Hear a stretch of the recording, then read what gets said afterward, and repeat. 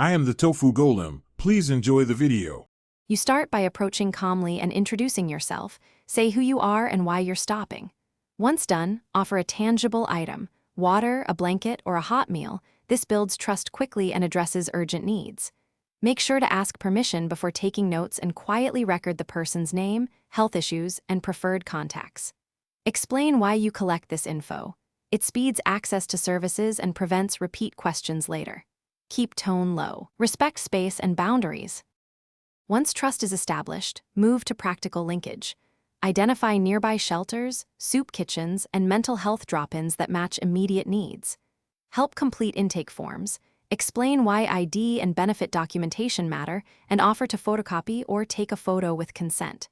If transport is a barrier, arrange a ride or hand over transit fare and explain the route.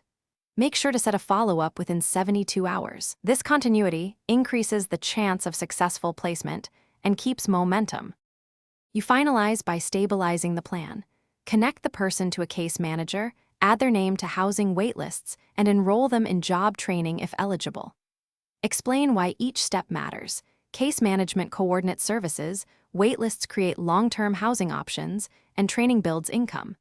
Make a simple safety plan with emergency contacts and nearest shelter locations.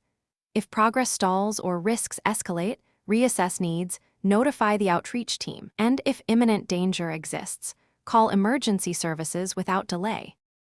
Thanks for watching. Consider subscribing if we helped you today.